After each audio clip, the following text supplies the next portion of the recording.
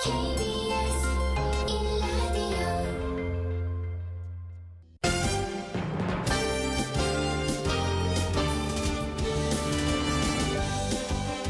KBS 1라디오 신사원의 오늘 세계는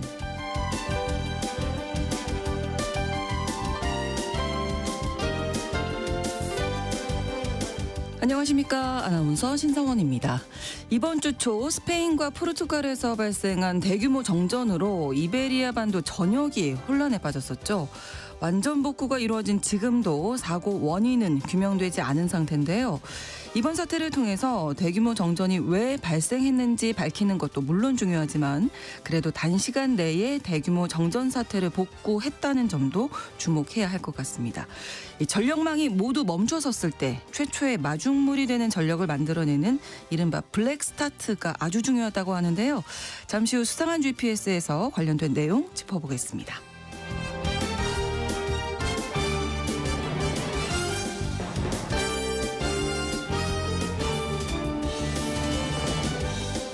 오늘 주목할 국제사회 뉴스는 헤드라인 뉴스와 키워드로 정리해드립니다.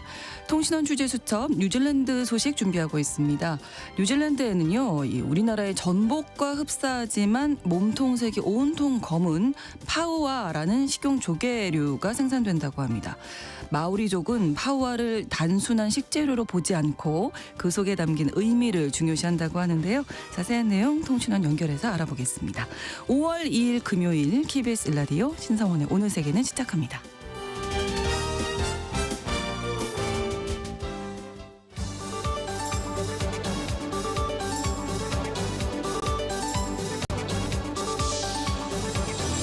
오늘 세계는 헤드라인 뉴스. 트럼프 미국 대통령이 이란에서 원유나 석유화학 제품을 구매하는 모든 국가나 사람은 즉시 2차 제재 대상이 될 것이라고 밝혔습니다. 2차 제재는 미국 정부의 직접적인 제재 대상과 거래하는 제3자에 대해서도 미국과의 교역이나 금융 거래 등을 하지 못하게 하는 제재를 말하는데요. 미국이 이란의 핵무기 개발을 막기 위해 이란과 협상을 벌이고 있는 가운데 이란을 압박하는 차원에서 2차 제재 카드를 꺼내든 것으로 분석됩니다. 트럼프 대통령이 이란의 원유 수출을 차단하겠다고 밝히면서 국제 유가는 크게 올랐습니다. 이탈리아 로마에서 열릴 예정이었던 미국과 이란의 핵 협상이 연기됐습니다. 중재국 오만의 알부사이디 외무장관은 물류상의 이유로 5월 3일 토요일로 잠정 예정된 회담 일정을 변경한다면서 새 날짜는 상호 합의되면 발표할 것이라고 밝혔습니다. 미국과 일본 간 2차 관세 협상이 현지 시각으로 1일 미국 워싱턴 DC에서 시작됐습니다. 지난달 16일에 이어 약 2주 만에 양측이 다시 만났는데요. 미국은 농산물과 자동차 교역의 불공정함을 주장하고 있고 일본은 트럼프 행정부가 부과한 관세 조치 제외를 요구하고 있습니다. 교도통신은 일본은 미국의 요구사항 중 우선순위를 확인하고 교섭 카드를 추린다는 구상을 하고 있다면서 추가 관세의 조기 철폐 실현을 위해 구체적 협의 진전을 추진할 것이라고 전했습니다.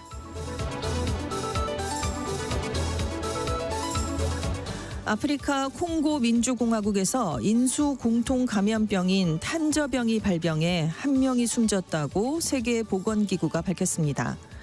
이외에 16건의 의심 사례와 1건의 확진 사례가 보고됐는데요. 탄저병은 인간과 동물이 모두 걸릴 수 있는 전염성 질환으로 치명률이 5에서 20%에 달합니다. 피부 가려움증에서 검은 피부 궤양으로 발전하는 피부 탄저병이 흔한 증상인데요. 감염 초기 24에서 48시간 내에 항생제를 투여하면 비교적 손쉽게 치료할 수 있지만 그 이상 방치하면 치명률이 올라갑니다. 현지 시간으로 1일 서유럽 곳곳에 더위가 찾아왔습니다. 프랑스 파리 기온은 30도, 영국 런던 28도, 이탈리아 로마도 26도를 기록했는데요. 프랑스 북부에 머무는 고기압대가 공기를 가열해 열 펌프 효과를 일으키는 상황에서 포르투갈 부근에 있는 저기압이 남풍을 형성해 따뜻한 공기를 북쪽으로 밀어올리고 있기 때문입니다. 전문가들은 이번 고온이 전례 없는 수준은 아니지만 매우 이례적인 사례라고 밝혔습니다.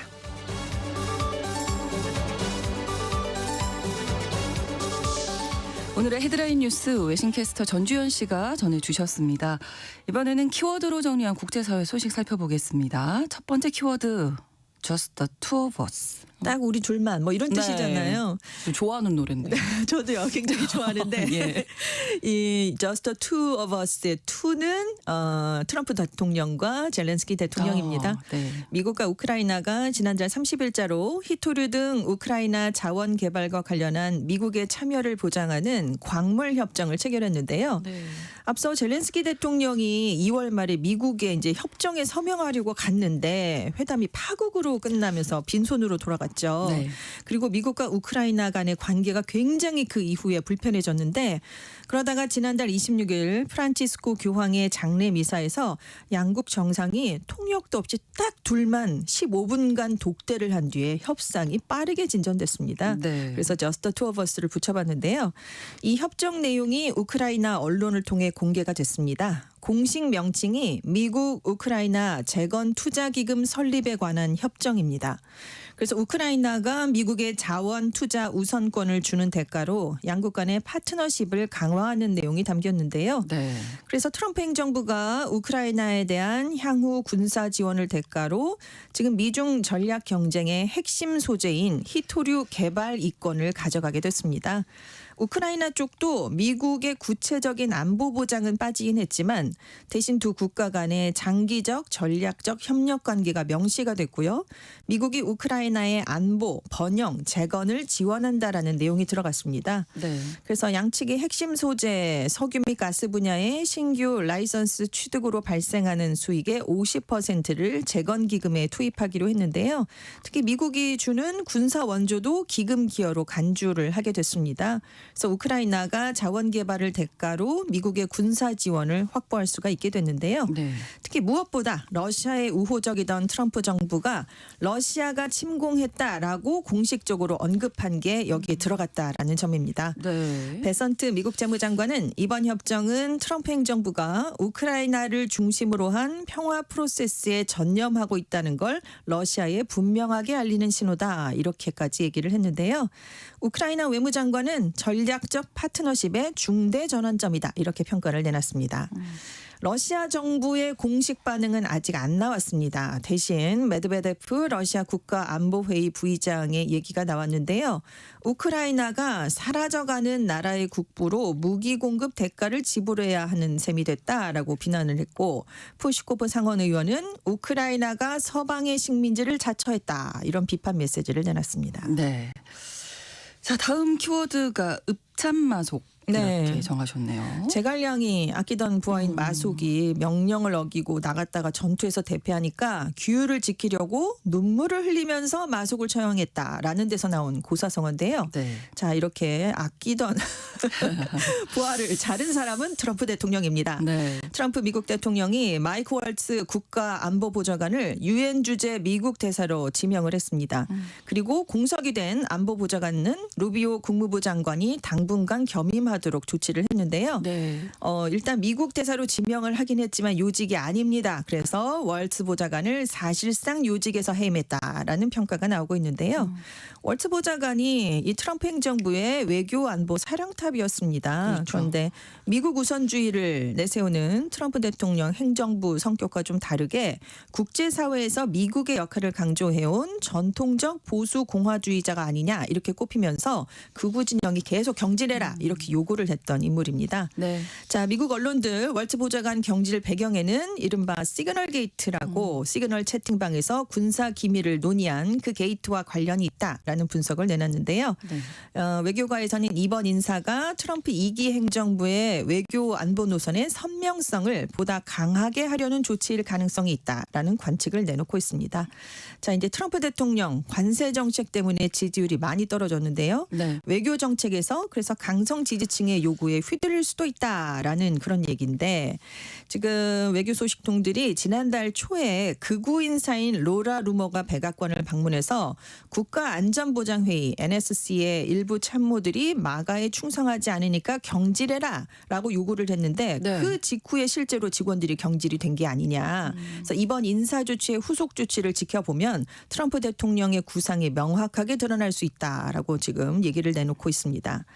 폴리티코지가 그렇다면 공석이 된 월츠의 후임자로 누가 될 것이냐 예상을 내놨는데요. 중동 특사를 맡고 있는 위트코프가 유력하다라는 얘기를 내놓고 있는데 위트코프는 부동산 업자고요. 외교 경험이 전혀 없는 그렇죠. 인물입니다. 네네. 이외에도 초강경 이민 정책을 설계한 스티븐 밀러 백악관 부비서실장 그리고 북한 및 특수 임무대사로 임명된 리처드 그리넬 등도 있다 이런 보도를 내놓고 있는데요. 네. 지금 월츠 보좌관이 유엔으로 자리를 옮길 예정이기 때문에 완전한 경질로 단정하긴 이르다.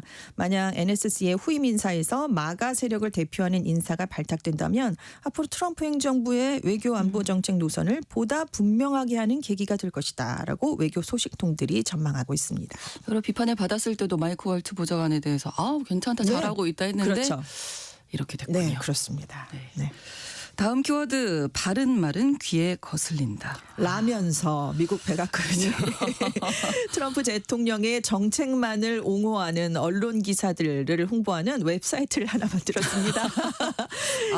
이게 화이트하우스 와이어라는 이름인데요. 네. 이 사이트에 들어가면 다양한 링크들이 올라와 있어요. 백악관의 공식 보도 자료도 있고요. X 게시물, 유튜브 영상, 정부의 정책을 우호적으로 다룬 언론 기사들, 정부 인사들의 인터뷰 기사와 기고문 등이 있는데 네. 대부분 트럼프 대통령의 성과를 칭찬하는 내용들입니다. 그래서 엑시오스가 이 사이트는 주류 언론을 피해서 스스로 정책을 긍정적으로 조명하려는 트럼프 행정부 작업의 연장선에 있다라고 지적을 했는데요. 네. 앞서 트럼프 행정부가 한 일을 보면 백악관 브리핑룸에 우호적인 매체와 극우 인플루언서 등을 초청을 하지 않았습니까? 그리고 멕시코만을 미국만으로 칭하는 걸 거부했다는 이유로 AP통신의 취재를 제한한 일도 있었습니다. 그러니까 같은 맥락이라는 건데요. 과거에 빌 클린턴 미국 대통령의 르윈스키 스캔들을 폭로한 인터넷 매체 드러지 리포트와 유사하다라고도 악시오스가 분석을 했습니다.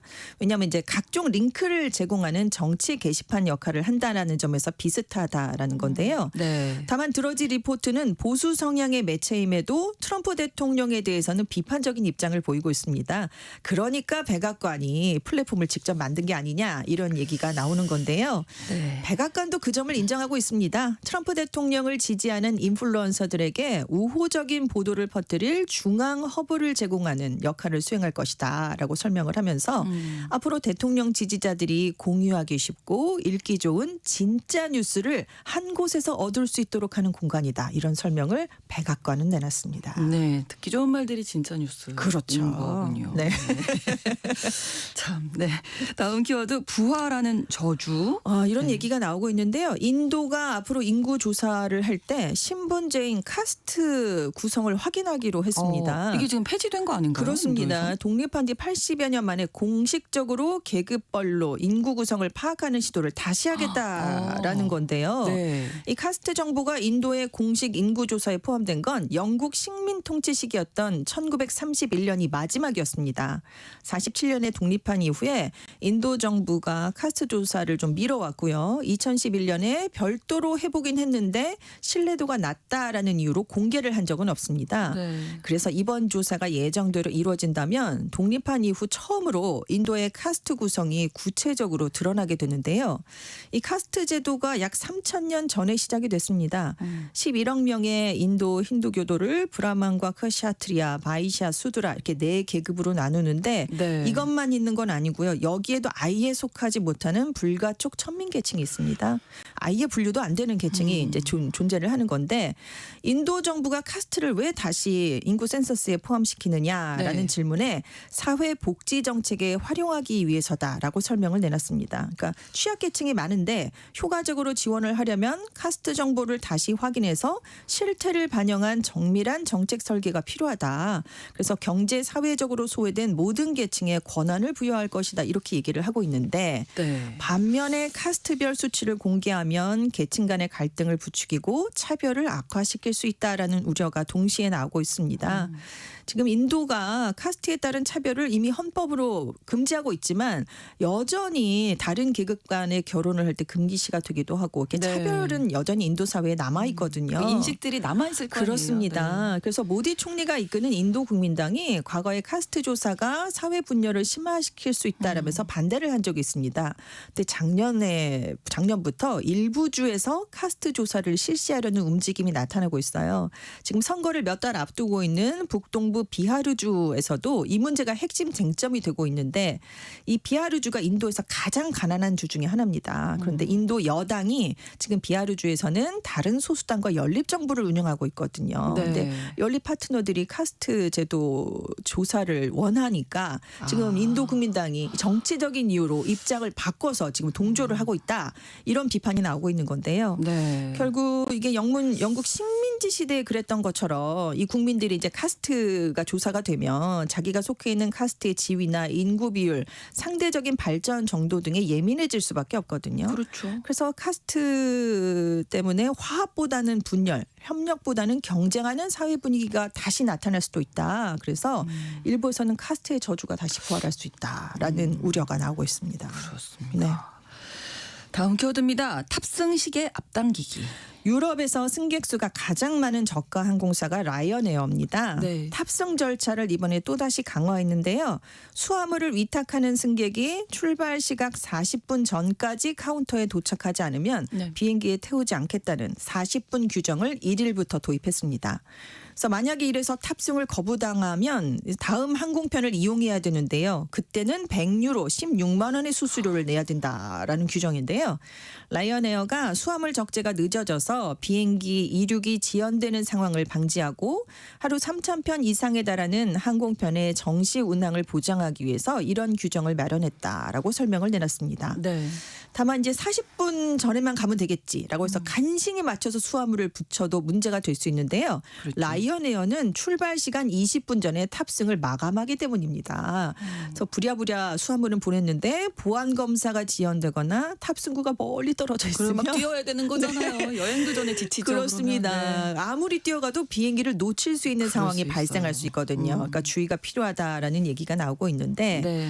라이언에어가 작년 5월에도요. 기본 요금 티켓을 구매한 승객이 그 좌석 및 공간에 넣을 수 있는 규격보다 큰 가방을 가져온 걸 발견한 겁니다. 네. 그래서 70유로 10만 원을 내고 화물칸에 넣으라 이렇게 얘기를 했는데 해당 승객이 화가 많이 났어요. 그래서 손으로 캐리어 바퀴 4개를 부숴서 뜯어냈습니다. 손으로 뜯어줘요. 진짜 이분이. 화 많이 나셨군요. 네, 내리치고 뭐 이래서 결국 뜯어내서 와. 추가 요금을 안 내고 바퀴가 없는 캐리어를 들고 탑승한 적이 있는데요. 그래서 이 승객이 내가 추가 요금 안 내려고 옷을 여러 겹 겹쳐서 입어본 적은 있는데 이런 건 처음이다. 아. 비행기 표값보다 캐리어를 수화물로 붙이는데 돈이 더 많이 드는 건 문제가 아니냐라는 불만을 나타냈습니다. 근데 지금 이런 건 라이언에어뿐만이 그런 게 아니고요. 네. 유럽의 저가 항공사들이 수익도 늘리고 승객을 좀 빠르게 탑승시키기 위해서 기내 수화물에 요금을 부과하는 규정을 점점 더 많이 늘리고 있는 그런 추세를 보이고 있습니다. 비행기 티켓값은 싼데 네. 예, 수화물 붙일 때 더 많이 듭니다. 그렇죠. 그러니까 미리미리 좀 이제 지금 연휴 시작돼서 네. 많이들 공항 가시더라고요. 네. 미리미리 좀 네, 체크를 가시는 해보시고 거, 예. 일찍 가셔야 될 것 같습니다. 그렇습니다. 다음 키워드 마초맨의 화장법. 마초맨이 화장을 한다고요? 이상한데요? 전 세계적으로 이제 여성 권리 증진이 이제 이루어지면서 여기에 대한 반동으로 나타나는 게 이제 남성성을 지나치게 강조하는 경향인데요. 네. 속눈썹을 그래서 면도하는 남성들이 늘고 있습니다. 이게 튀르키예 한 이발사가 처음 이 영상을 올리니까 네. 수천만 회의 조회수를 올리게 됐어요. 그래서 이게 유럽, 북미, 뉴질랜드에서도 확산이 되고 있는데 네. 이게 메노스피어라고요. 남성 위주의 온라인 공간에서 페미니즘에 대한 반동으로 등으로 남성성이 과잉 부각되는 분위기와 무관하지 않다라는 해석이 나오고 있습니다. 네. 그러니까 길고 풍성한 속눈썹 하면은 오랫동안 여성적 매력을 상징하는 것의 하나로 여겨져 속눈썹 따로 왔잖아요. 붙이고 하잖아요. 우리가 그렇죠. 화장할 때. 그러니까 이거를 완전히 극단적으로 배척하는 건 남성적인 매력하고 같은 것이다. 이렇게 인식이 된다라는 거죠. 네. 그렇지. 그래서 이제 한 전문가는 사회가 보수적이고 퇴행적으로 변해갈수록 두 가지 성별을 더 다르게 보여야 된다라는 압력이 커지게 되는데 이때 속눈썹이 강력한 이분법적 기준이 될 수 있다라는 얘기를 하고 있습니다. 특히 트럼프 대통령 당선 이후 이런 경향이 좀 두드러지고 있다고 그래요. 네. 그래서 근데 이제 전문가들은 이거 좀 위험하다라고 경고를 하고 있는데요. 왜냐하면 속눈썹이 안구를 보호하는 역할을 하고 있습니다. 그럼요. 네. 잘못 자른 속눈썹의 단면이 안구랑 닿으면 불필요하게 자극을 줄 수 있고요. 굉장히 따갑잖아요. 속눈썹을 자르다가 실수로 안구에 상처를 낼 수도 있기 때문에 이런 건 따라하지 않는 게 좋다라는 권고를 내놓고 있습니다. 네. 다음 키워드입니다. 내가 원하는 건 단지 존중뿐. 이 얘기를 한 사람은 숄츠 독일 총리인데요. 다음 주에 퇴임을 합니다. 그리고 퇴임을 앞두고 5일 저녁에 국방부 청사 앞마당에서 고별 열병식을 갖게 되는데요. 네. 이때 총리가 원하는 고별 음악을 틀 수 있습니다. 그런데 숄츠 총리는 비틀스의 In My Life, 바흐의 브란덴부르크 협주곡 2번 중에 일부, 아레사 프랭클린의 리스펙트를 연주해달라라고 얘기를 했다고 합니다. 네. 이 선곡에 이임하는 심경뿐만이 아니라 정치적 메시지가 담기기 때문에 사람들이 관심을 많이 갖고 있는데요. 그렇죠. 그 브란덴부르크의 포츠담을 염두에 두고 바흐의 곡을 선곡한 게 아니냐. 왜냐하면 새로 꾸려지는 연방 정부에 참여하지 않고 자신의 지역구에 있는 연방의회 의원 일에 전념을 하겠다라고 얘기를 했기 때문에 네. 바흐의 곡을 고른 것으로 지금 추측이 되고 있고, 비틀즈의 곡을 왜 골랐냐면 네. 함부르크에서 공부를 했습니다. 시장직도 여기서 지냈고요. 인생의 대부분을 함부르크에서 보냈기 때문에 네. 이 함부르크가 영국 밴드 비틀스가 무명 시절에 건너가서 활동한 장소였어요. 아. 그래서 골랐다는 얘기가 나오고 있고, 네. 자, 리스펙트. 아레사 프랭클린의 버전이 세계적으로 유명한데요. 네. 이 가사를 보면 내가 원하는 건 단지 약간의 존중뿐이라는 가사가 있습니다. 그래서 재임 기간 내내 굉장히 대중적인 지지를 받지 못했거든요. 그래서 정당과 언론의 존중을 나는 그동안 충분히 못 받았다라는 뜻을 이 곡에 담은 게 아니냐, 이런 얘기를 하고 있는데, 네. 자, 아무튼 과거 총리들은 베토벤의 환희의 son가, 왜냐하면 유럽 연합가로 쓰이기 때문에 그렇죠. 행진곡풍의 음악을 많이 골랐었고요. 이 메르켈 전 총리, 자기가 라이프치히 대학에서 물리학을 공부할 때 히트곡을 냈던 팝 가수 니나 하겐의 당신은 컬러 필름을 잊어버렸어요. 이걸 골라가지고 그때도 화제가 굉장히 많이 됐었습니다. 네, 이 고별 음악들이 또 네. 예, 상징하는 바가 좀 있네요. 네. 헤드라인 뉴스와 키워드 외신캐스터 전주현 씨와 함께했습니다. 고맙습니다. 네, 감사합니다. KBS 라디오 신성원의 오늘 세계는 1부 마무리하겠습니다. 11시 30분부터 일부 지역에서는 해당 지역 방송 보내드리겠습니다. The Cure의 Friday I'm in Love 들려드립니다.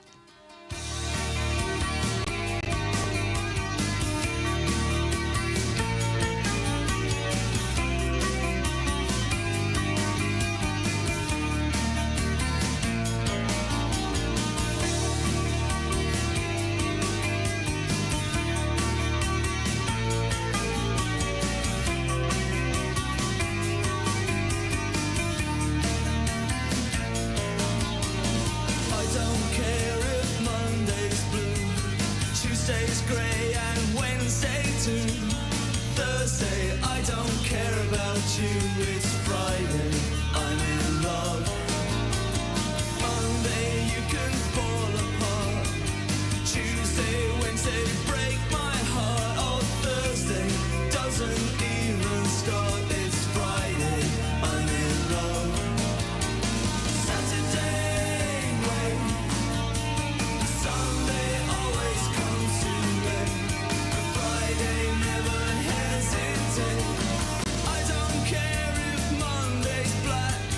Tuesday, Wednesday, hard to tell. Thursday, never looking back. It's Friday, I'm in love.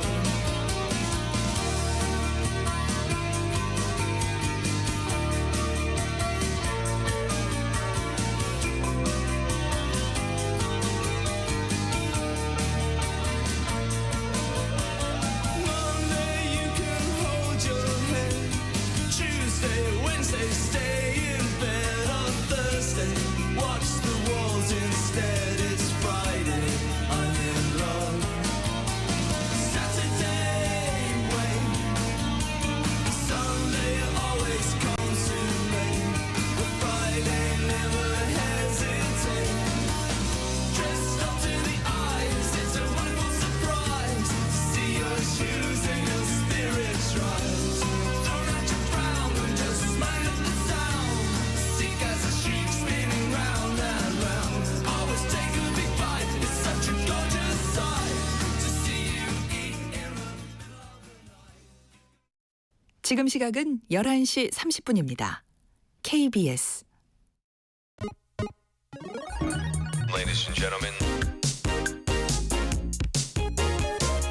국제사회의 다양한 뉴스를 한눈에 KBS 1라디오 신송원의 오늘 세계는 세계를 바로 보는 최소한의 투자입니다.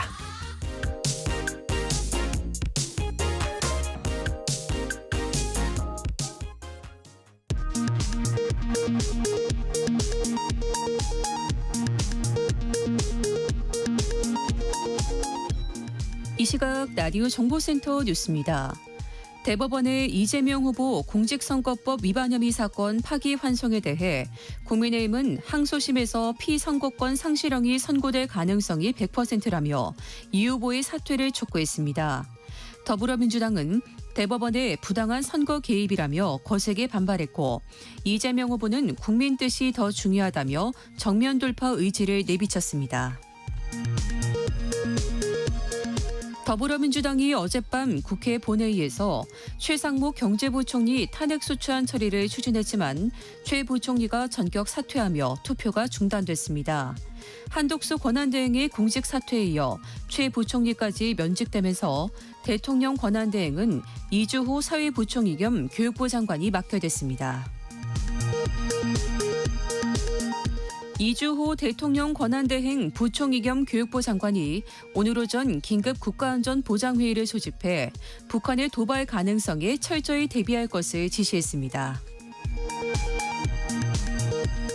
한덕수 전 국무총리가 오늘 오전 국회에서 대통령 선거 출마를 선언했습니다.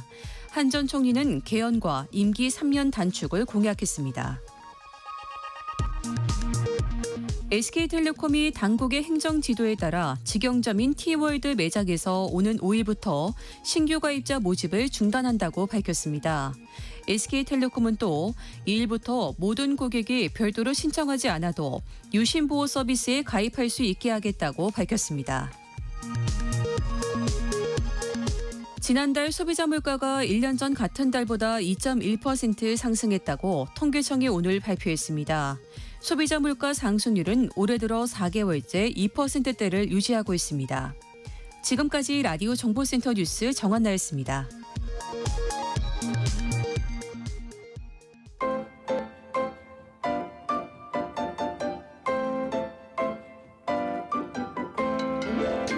통신원 취재 수첩.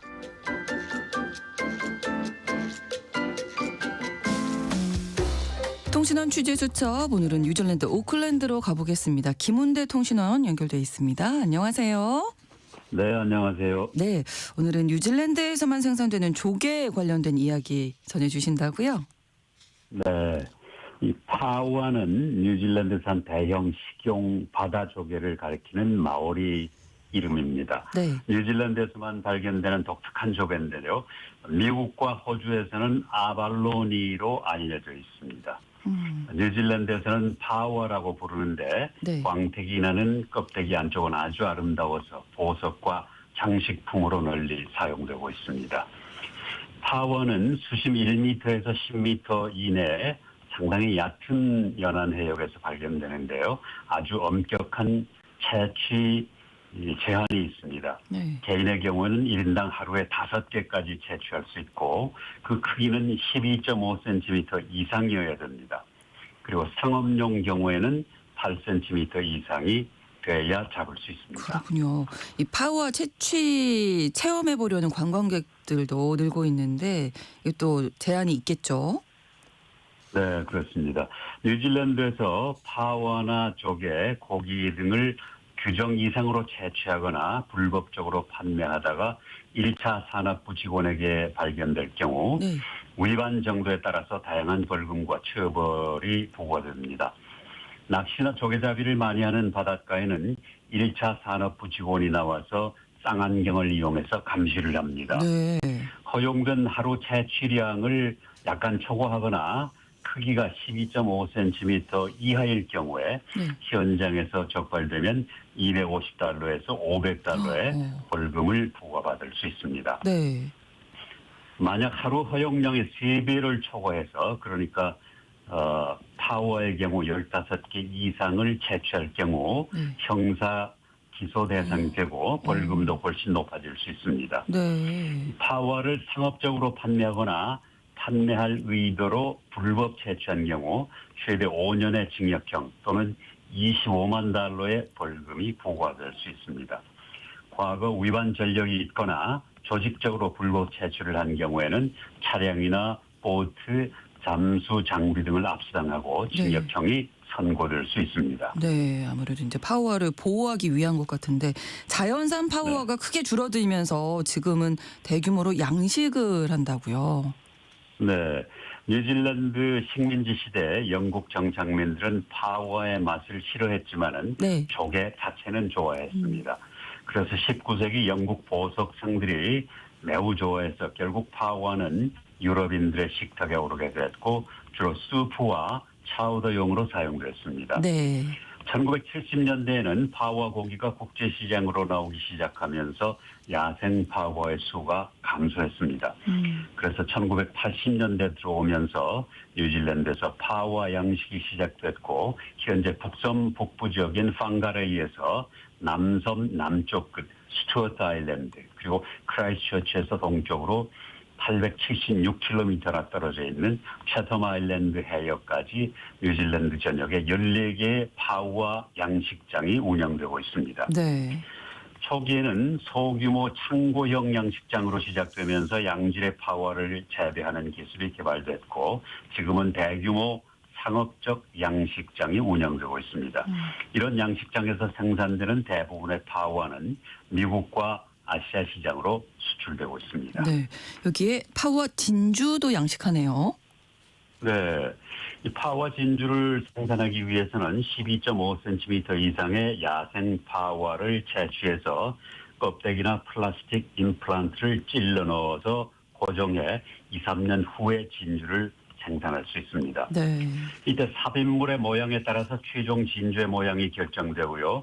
진주의 품질과 크기는 파워의 크기에 따라서 달라집니다. 네. 화려하고 유온이 나는 조개 껍데기나 값싼 보석과 장신구 같은 것은 박물관 내 상점이나 일반 기념품 가게에서 많이 판매되고 있습니다.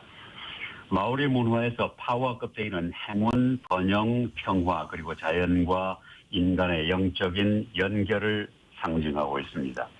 또 껍데기의 무지갯빛 색깔은 끊임없이 변화하는 바다와 세상의 본질을 반영한다고 믿고 있습니다. 마오리 전통에 따르면 눈부시게 화려한 파워 껍질을 선물하면 그 선물을 받은 사람에게 행운과 번영, 평화가 찾아온다고 믿고 있습니다. 그렇군요. 뉴질랜드에 가면 파워 요리 맛볼 수 있죠. 어떤 게 있을까요? 네, 그렇습니다. 네. 네, 야생 파워는 그 아주 짭짤한 바다 내음과 함께 은은한 단맛이 어우러져서 사람들의 입맛을 사로잡습니다. 네. 파워는 튀김으로 만들어 먹는 것이 제일 흔합니다. 여름날 바베큐에서 구워낸 파워에 갓 짜낸 레몬즙을 뿌려서 먹으면 최고입니다. 네. 부드럽게 익힌 파워는 얇게 썰어서 마늘과 버터를 넣어 튀겨도 맛이 있습니다. 뜨거운 접시에 살짝 구워서 간단한 에피타이저로도 즐기기에 좋습니다. 네. 파워 민스는 급속 냉동 후에 튀겨서 파스타나 면 요리에 뿌려 먹으면 좋은데요. 버거나 패티로 만들어서 드실 수도 있습니다. 네, 지금 말씀해 주시니까 막 침이 고입니다. 꼭 먹고 싶네요. 오늘 고맙습니다. 네, 감사합니다. 네, 뉴질랜드 오클랜드에서 김은대 통신원이었습니다.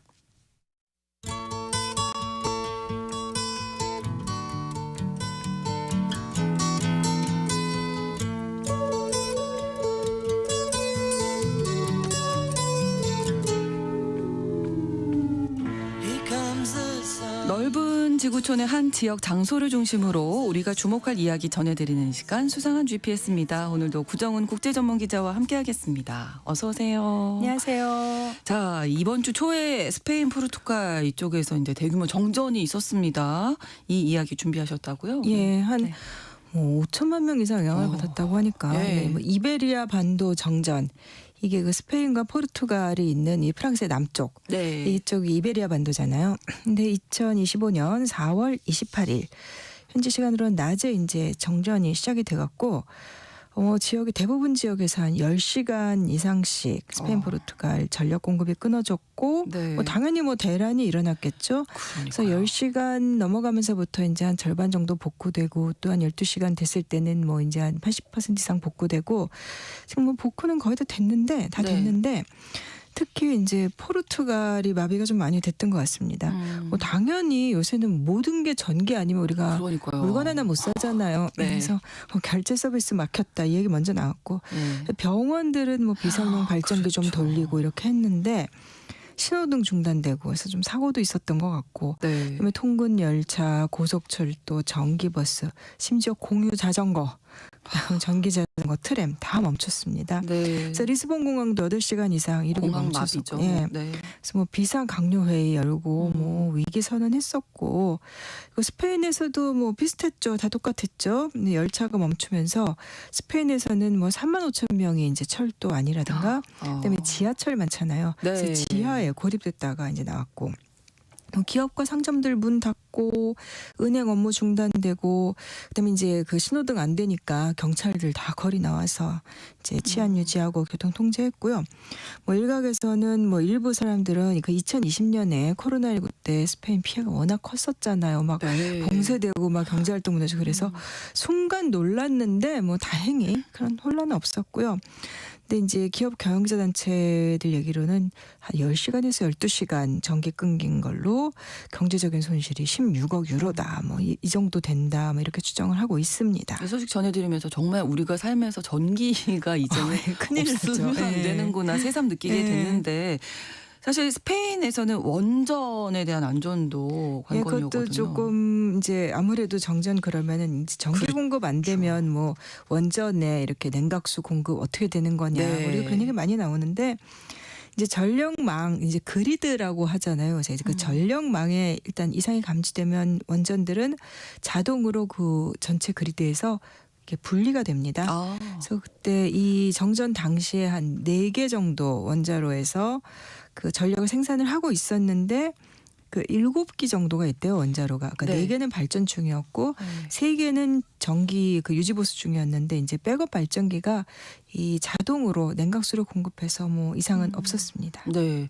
이 스페인, 포르투갈 외에도 정전으로 영향받은 곳들이 더 있었다고요. 그 스페인 그 북쪽에 피레네 산악지대 있잖아요. 네. 거기에 이제 프랑스와 스페인의 국경지대인데 거기 프랑스계와 스페인계로 이루어진 독립국이 있습니다. 안도라라는 공국, 대공이 다스리는 네. 공국인데 굉장히 작아요. 면적은 이제 한 서울보다도 좀 작은 460제곱킬로미터. 네. 인구가 한 8만 7천 명. 그러니까 정말 작은 나라입니다. 그렇네요. 이 나라는 뭐 전기가 끊겼다가 그러니까 순간 몇 초 만에 거의 뭐 1분도 안 돼서 복원이 됐대요. 그러니까 어떻게 되냐면 이 나라는 이제 독자적으로 이렇게 전력망을 갖기엔 너무 작잖아요. 그렇죠. 발전 시스템이라든가 이런 게. 그래서 스페인, 프랑스 양쪽하고 다 전력망이 이어져 있는데 자동 복구 시스템이 가동을 해서 이제 스페인 쪽에서 오는 거 끊어지니까 바로 프랑스 프랑스 쪽에서 연결돼가지고 예. 다만 뭐 일시적으로 이제 그 통신 중단된 일이 있었고 네. 그 프랑스에서도 그 프랑스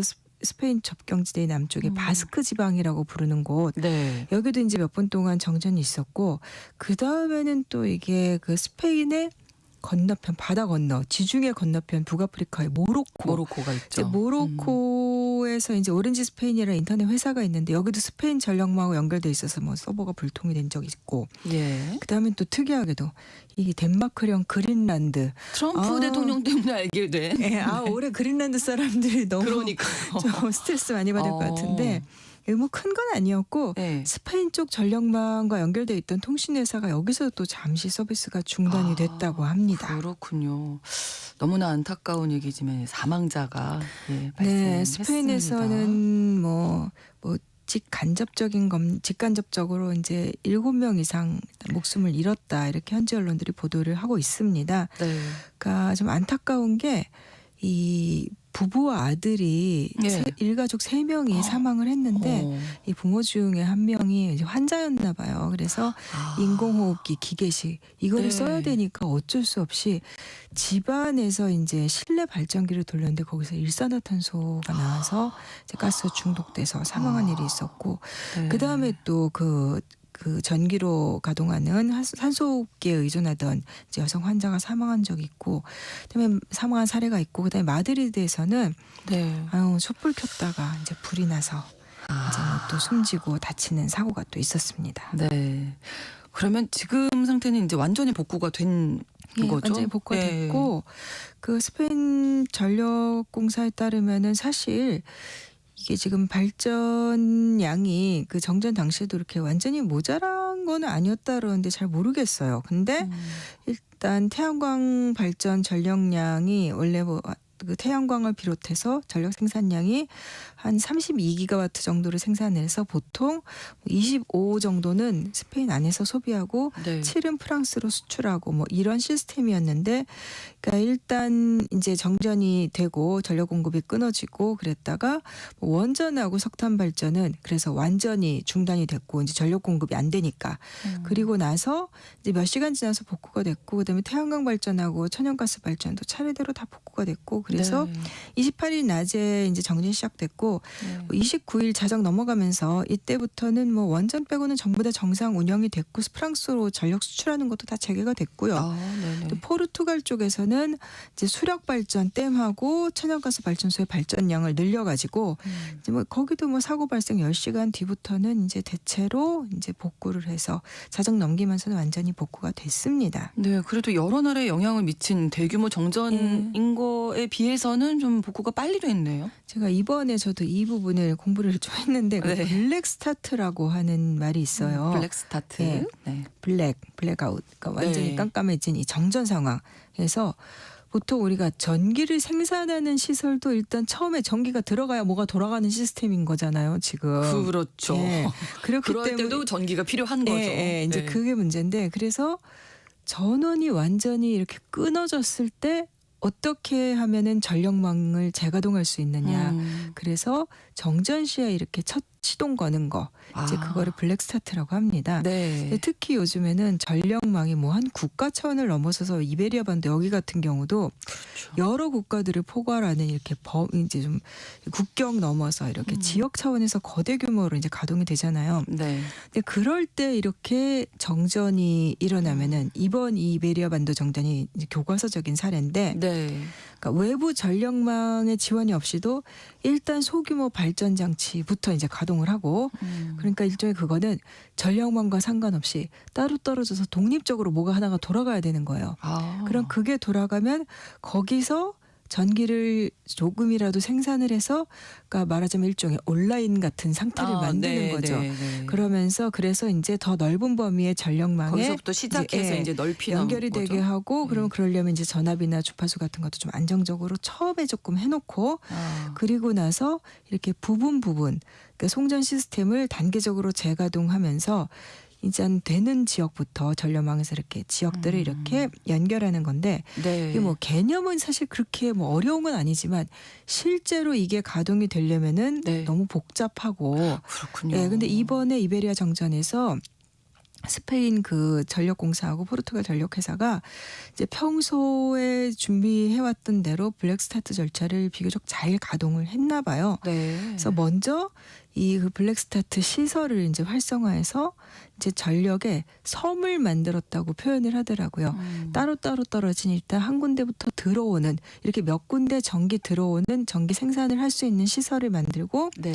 그래서 그곳에서 일단 조금 이제 안정적으로 여기 조금 만들었다라고 하면 그다음에 섬들끼리 이렇게 연결을 하고 그래서 구간 이렇게 예를 들면 네트워크가 이렇게 어떤 구간으로 이렇게 바둑판처럼 되겠다 그러면 된 지역부터 때부터 하고 안정적인 구간들이 좀 이렇게 늘어나면 그때부터는 예를 들면 원자로라든가 뭐 복합 가스터빈 이제 대형 화력 발전소 같은 네. 이런 이제 대형 발전 시설들을 가동하게 해서 완전히 전력망을 돌리는 거죠. 네, 그러니까 초기 대응이 진짜 중요한 건데 독립적인 어떤 발전 시설을 미리미리 좀 만들어 예. 놓고 있어야 되는 전체 거예요. 다 전력망 크게 지어놓은 거 이거 다 중요한데 네. 일단 마중물 붙는 요게 있어야 그러니까요. 되잖아요. 그래서 이제 제일 중요한 게 독립적인 무언가를 돌리는 건데 이제 뭐 예를 들면 뭐 이 수력 발전소나 그다음에 가스 터빈 지금 작은 거 네. 그리고 또 이 전력망의 주요 지점들이 그래서 이런 사태에 대비해서 이제 예를 들면 디젤 발전기라든가 이런 것들을 배치를 해놓는다는 거예요. 아. 이렇게 좀 띄엄띄엄 이렇게 배치를 해놓으면은 이제 뭐 거기서부터 시작을 할 수가 있는데 네. 뭐 그래서 일각에서는 그러니까 뭐 석탄 이건 뭐가 됐건 간에 화력 발전소 이런 것들도 일단은 계속 두고 있어야 하는 거 아니냐. 다 뭐 없애면 안 아직까지는 된다. 일리가 있는 주장입니다. 예, 예. 근데 앞으로는 뭐 배터리 저장 장치라든가 이제 바이오 연료 발전기 같은 거 이런 것들도 활용할 수 있을 것이라는 얘기가 나오는데요. 네. 지금으로서는 이 블랙스타트에서 제일 활용도가 높은 게 수력 발전소입니다. 근데 물론 수력 발전소는 이제 국가마다 여건에 이건 진짜 그렇죠. 나라마다 너무 조건이 다르긴 합니다만 근데 특히 저수지 이렇게 양수 발전소가 있는 수력 발전소는 처음에 이렇게 발전을 시작할 때 필요한 전기량이 굉장히 적다는 거예요. 그러니까 예를 들면 어느 정도 규모가 좀 작은 배터리 시스템이나 아주 보조적인 디젤 엔진 네. 이런 걸 가지고 아주 적은 양의 에너지만 일단 확보를 해도 취소문을 열고 발전기를 바로 돌릴 수가 있다고 해요. 아, 그리고 그렇군요. 또 하나 강점이 한번 발전이 시작하면 네. 수력 발전소는 다른 이제 그런 독립된 아까 섬들 말씀드렸는데 다른 시설들에 비해서 전력을 많이 생산할 수 있다는 거. 예를 들면 다른 좋네요. 일단 마중물 붓기 위해서 뭐 디젤 엔진 돌리고 한다고 해도 네. 일단 처음에 생산할 수 있는 양이 적은데 수력 발전소는 많이 생산할 수 있고 효율이 높네요. 예, 네. 그래서 시스템만 뭐 잘 갖춰져 있으면은 뭐 몇 분 만에라도 수력 발전소는 휴면 상태에 있다가 발전 상태로 바로 전환을 할 수가 있다. 이번에 포르투갈도 수력 발전소를 많이 활용을 했더라고요. 네. 두 번째가 이제 가스 터빈인데 네. 이제 소형 터빈들 이번에도 그 정전에서 이제 복구하는데 중요한 역할을 했고 뭐 배터리에 이제 저장된 전력이라든가 이제 네. 미리 준비해놨던 예비용이겠죠. 그다음에 뭐 이제 압축 공기 이런 걸 가지고 최소한의 전력을 먼저 공급한 다음에 터빈을 돌려서 발전 모드로 바꾸고 이제 이런 식이고 그다음에 물론 더 국지적인 규모에서는 그 소형 이제 디젤 발전기 진짜 비상 발전기죠. 이거 가지고 이제 전력 공급하고 네. 근데 이것도 뭐 이걸 가지고 이제 뭐 지역 변전소라든가 이런데 일단 생산해서 전력 공급하고 그래서 발전소가 돌아가게 하는 데는 큰 몫을 한다고 합니다. 그렇군요. 그러면 대형 발전 시설이라든지 원전 같은 경우에는 이제 복원하는데 조금 취약한 면이 있다 이렇게 예, 봐야 되겠네요. 이런 대규모가 블랙스타트용 되면? 설비가 먼저 돌아가지 않으면은 네. 좀 이런 정전에서는 속수무책일 수도 있는 거죠. 예를 들면 뭐 대규모 원전, 그다음에 복합 가스 발전소라고 하는 거, 뭐 네. 이런 그다음에 뭐 석탄, 바이오매스 화력 발전소 이런 것들은 사실 용도 자체가 블랙스타트용은 아니니까 그렇죠. 네. 대규모 이제 전력 생산용이고 이제 특히 이제 원자로 같은 경우는 그 냉각 펌프나 뭐 급수 시스템, 제어 장비 뭐 이 모든 걸 다 사실 외부 전력에 의존을 하잖아요. 네. 전력을 생산하는 시설이지만 또 남한테 공급받는 전력이 없으면 안 되는. 그리고 이제 국제에너지기구 IEA가 이 원전 같은 경우는 워낙에 좀 위험하니까 네. 지침이 상세하게 많이 나와 있어요. 그래서 일반적으로 이제 전력이 한번 끊겼다 그러면은 이 전력망에 다시 연결되는데도 복잡한 절차가 있어요. 그래서 뭐 예를 들면 뭐 최대 생산 용량의 한 10% 정도는 전력이 뭐 필요하고 뭐 그거는 이제 대규모 화력 발전소도 마찬가지고 그래서 이런 대형 발전소들을 돌리기 위해서 블랙스타트가 필요한 거죠. 그렇군요. 유럽 전력망이 서로 연결돼 있기 때문에 사고 범위가 넓어진 면도 있지만 그렇기 때문에 전기가 또 어떻게 보면 빨리 돌아올 수도 이번에 있었던 그랬다고 거예요. 하더라고요. 네. 그 지브롤터 해협 건너서 마주보고 있는 모로코. 네. 이제 모로코 쪽에서도 스페인 상황 이렇게 되니까 네. 전기를 보내주고 근데 그때 뭐 많지는 않습니다. 양이 900메가와트 정도가 모로코를 샀지만 그게 처음에 필요한 블랙스타트의 그렇죠. 역할은 해주는 거죠. 네. 그다음에 평소에 스페인에 남는 전력을 수입했던 프랑스도 이제 비상 상황에서는 바로 역으로 스페인으로 보내는 예, 거죠. 스페인으로 보내고 망이 뭐 있으니까. 독일에서도 이렇게 남는 전력을 이베리아까지 아, 송출했다고 그렇군요. 하는데 네. 그래서 유럽의 이제 전력 전문가들이 이번 사태 보면서 지적을 한 게 일단 전력망의 이제 복원력, 요새 무슨 회복력, 복원력 이런 말 너무 많이 쓰이는데 이 전력망 같은 경우도 이 복원을 하려면 국제적인 연결과 협력이 너무나 필요하다는 걸 보여줬다. 그 다음에 이제 지리적으로 이렇게 다 통합되어 있지만 그러면서도 동시에 이렇게 분산되어 있는 다양한 블랙스타트 기능, 하나의 시스템이 아니라 여러 종류가 이렇게 복합적으로 이제 가동되는 그렇죠. 이런 게 얼마나 중요한지 보여줬다 이렇게 지적을 했습니다. 네. 이 정전의 원인 그게 아직 안 나왔습니다. 그렇죠. 예, 지금 뭐 복구는 됐는데. 정전 직전에 무슨 뭐 프랑스 남부에 뭐 화재가 좀 있었는데 고압선이 손상된 거 아니냐 전혀 아니었던 걸로 밝혀졌고, 아. 예. 그 다음에 무슨 뭐 사이버 공격 있었던 거 아니냐, 이것도 아닌 걸로 일단 유럽연합과 스페인, 포르투갈 당국이 전부 다 지금 조사를 하기로 했는데. 네. 뭐 스페인이 사이버 보안 기관이 해킹 공격 가능성은 아닌 것 같다라고 이제 말을 했어요. 네. 그래서 뭐 어떤 또 한쪽에서는 또 이런 때는 뭐 이게 다 재생에너지 때문이다. 재생에너지 뭐 믿고 있다가 그런 거다. 역시 스페인에서 전혀 근거 없습니다라고 페드로 예. 산체스 총리가 재생에너지 때문에 정전이 일어났다는 거는 거짓말이다 이렇게 일축을 했는데 네. 이 뭐 관련해서 가짜 뉴스들이 또 이번에도 좀 돌았나 봐요. 그렇군요. 러시아가 뭐 해킹한 거다. 뭐 근데 사실과는 무관한 것 같습니다. 네. 어쨌든 우리의 경우에도 혹시 아까도 네. 말씀드렸지만 전기에 너무나 많은 네. 우리 일상을 의존하고 있기 때문에 이런 것들을 좀 잘 배워야 되겠다 이런 생각도 들고요. 아까 중요한 문제가 이제 국제적인 연결이 필요하다. 또 우리는 사실 그게 쉽지는 않아서요. 그리고 그래서 우리도 아마 이런 논의가 이번에 네. 그 어떤 논의를 좀 해야 된다라고 하는 글을 봤는데 네. 그래서 우리도 일종의 그러니까 일본이라든가 이런 나라라 우린 인접국이 많지 않지만 그렇죠. 예, 무언가 전력을 서로 간에 이렇게 이번에 그 스페인과 프랑스처럼 이런 대비책이 네. 필요한 게 아니냐 이번 사건을 놓고 좀 고민을 해봐야 된다는 얘기도 있었고 복원력 중요해요. 그래서 예. 블랙스타트 준비 우리 뭐 잘 하고 있겠지만 네. 우리도 항상 이거를 이제 대비를 해놓고 있어야 될 것 같습니다. 네, 오늘도 구정훈 국제전문 기자와 함께했습니다. 고맙습니다. 감사합니다. KBS 라디오 신성원의 오늘 세계는 마치겠습니다. 다음 주 월요일 오전 11시 5분에 다시 뵙겠습니다. 고맙습니다.